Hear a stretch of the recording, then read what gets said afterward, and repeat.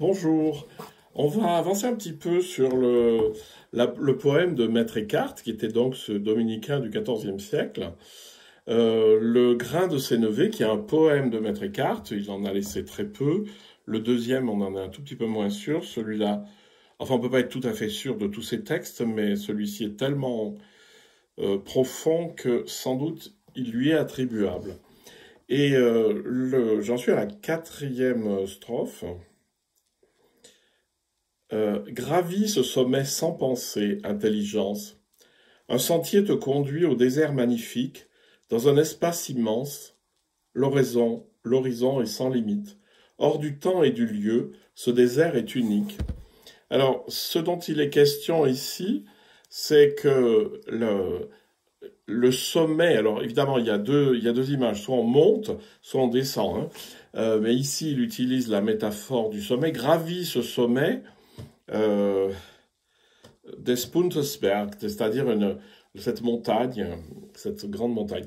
Gravis ce sommet sans penser intelligence.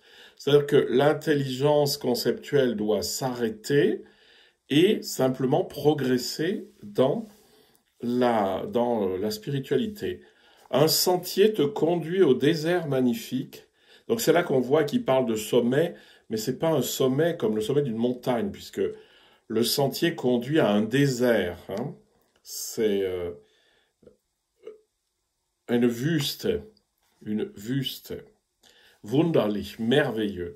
Ce sentier te conduit au désert magnifique, dans un espace immense, l'horizon sans limite.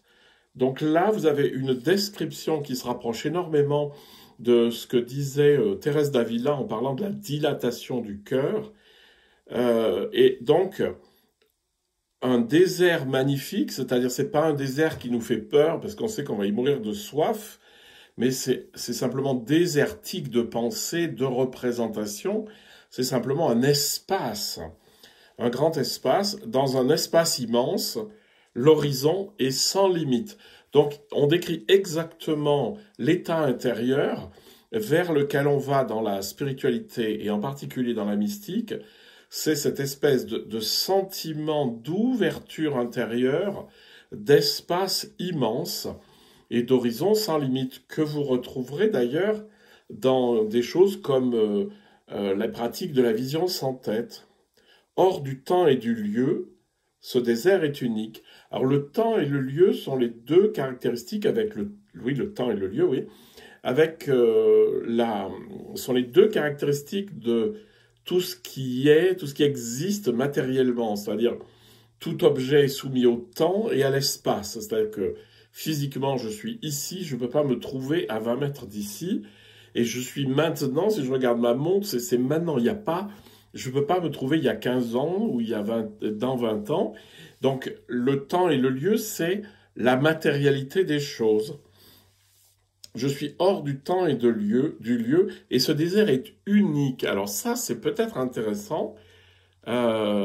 C'est que le désert intérieur, c'est-à-dire l'espace conscient intérieur, est unique. Qu'est-ce que ça pourrait vouloir dire? Ça pourrait vouloir dire que finalement, cet espace immense, c'est peut-être l'espace que nous partageons tous lorsque nous sommes dans cet état-là, ce qui correspondrait bien à ce que dit Eckhart, puisqu'il va dire « mon fond est le fond de Dieu », c'est-à-dire lorsque je suis rentré dans mon fond et dans cet espace intérieur, je suis en Dieu.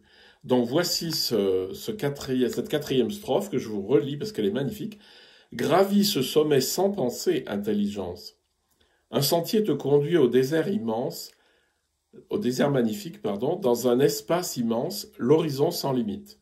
Hors du temps et du lieu, ce désert est unique. »